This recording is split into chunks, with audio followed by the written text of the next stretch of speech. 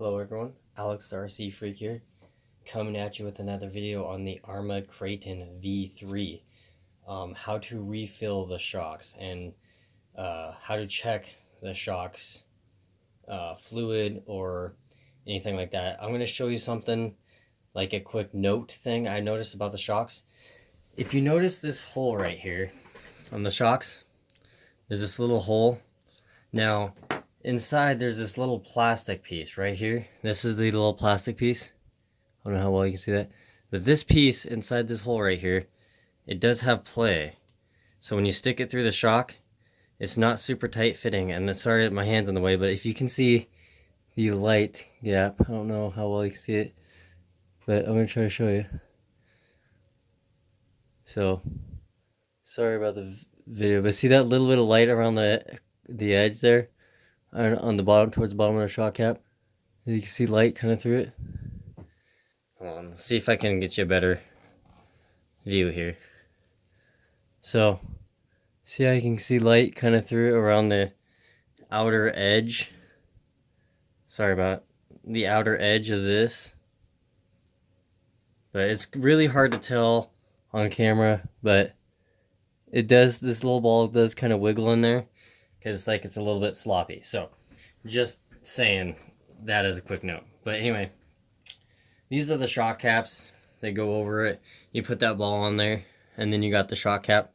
It goes over it just like so. So that way it'll help protect the shock cap. This is a shock cap. This is a shock body. This is the preload collar. This is a rubber dust boot. That's the rod end. It has plastic ball ends in the rod end. But anyway, I'm going to show you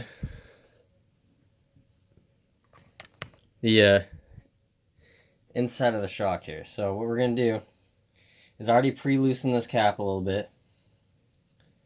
So take that off. This is a bladder style.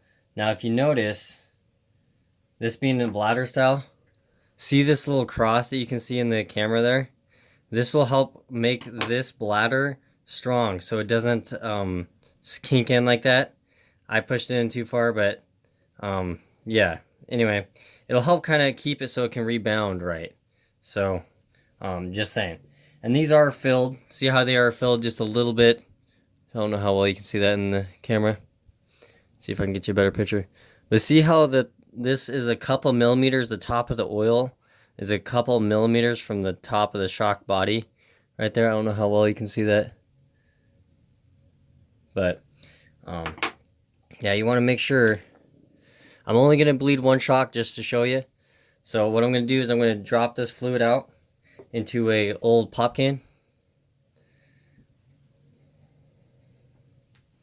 and I'm going to put 42.5 weight shock oil in. So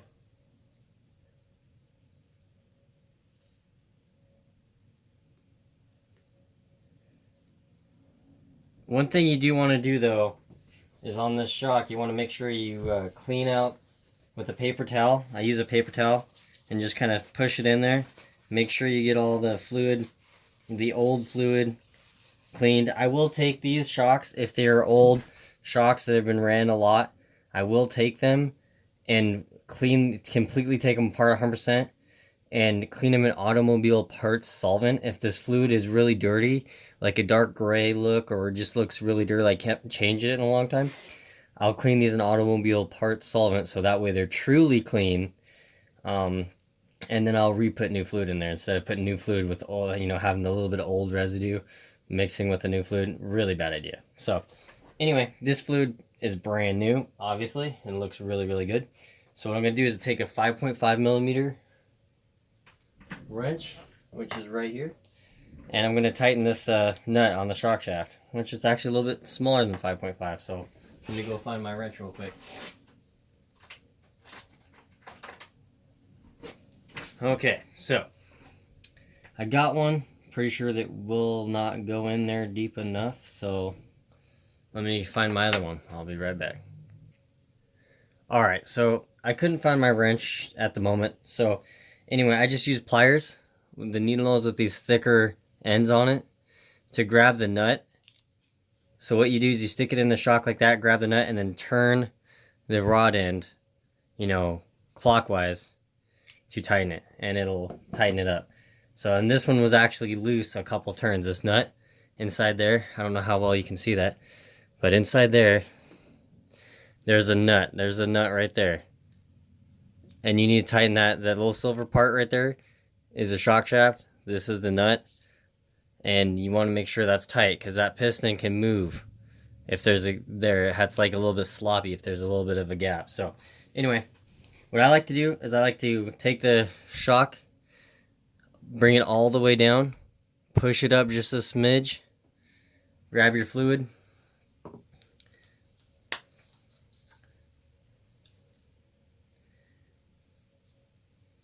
this is 42.5 weight shock fluid, stock is 30. And I just fill it up. There's a little gap up top. I don't know how well you can see that.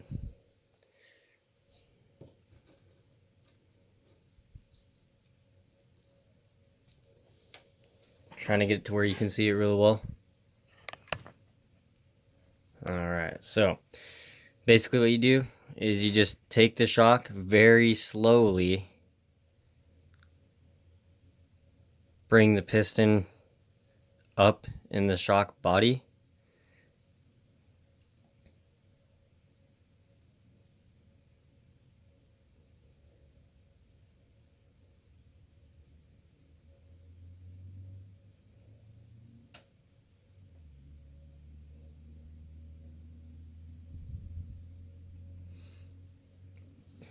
okay, you go up,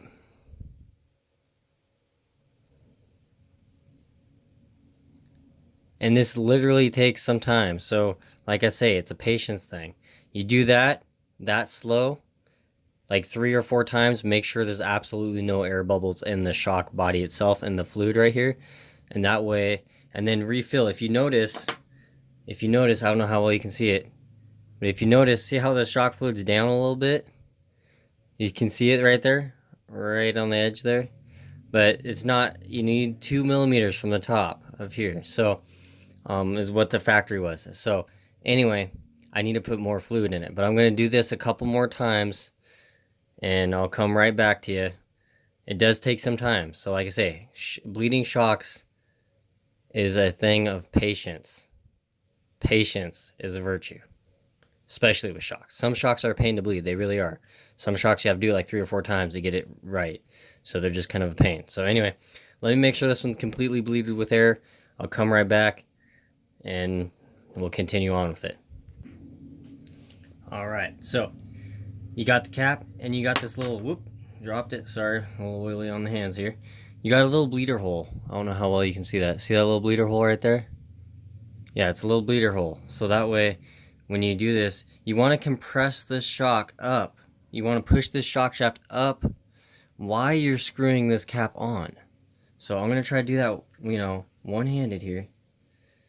Or you can push it down on the table too. Sometimes that will help. Now keep this bleeder hole up, facing up. So I like to angle the shock and very slowly start threading the shock body onto this. Now you don't need to, you want to make sure the shock's at bottom. See how the fluid's starting to come out? See how you saw that bubble? See how it's bubbling? You want to make sure to fully compress the shock and then tighten it up. That way you get all the air bubbles out. That's what you want. You want to take your paper towel quickly and wipe off your shock cap.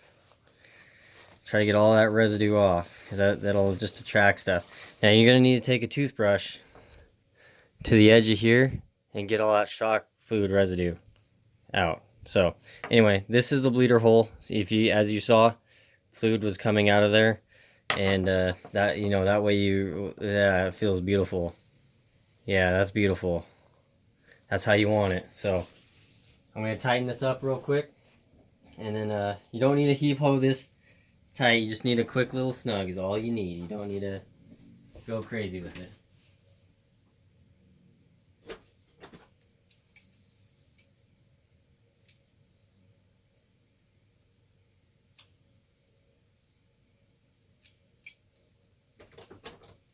Alright, so got the shock all bleeded correctly. All the air bubbles are out of it.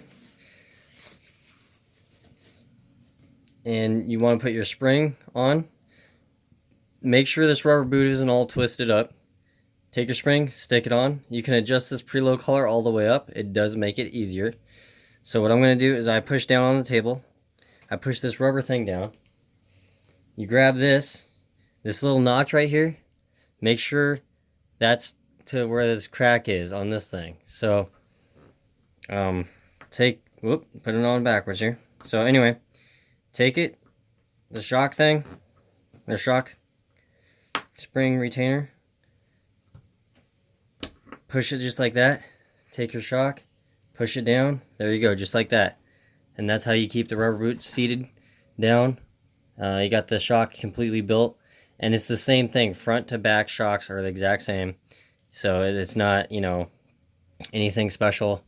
That is a shock that's has 42.5 weight shock oil in it. Stock is 30 weight, and it's set up perfectly. It's bleeded perfectly. You don't hear any air bubbles in there when they're working. And like I say, not all shocks are the same. Some shocks have really bad seals down here, and they'll suck in air because the seals are just low quality seals, or they're too hard and they don't seal against the shaft very nice. So they can cause air leaks. Like, it'll bleed out okay, and then after a few, 5 to 10 battery packs through the RC vehicle, it'll start developing a leak. So just keep that in mind. If you notice a leak, just replace the O-rings, or if you have an extra set of O-rings, I'd recommend replacing them as soon as possible. So anyway, this is how to bleed the shocks on an Arrma Kraton V3.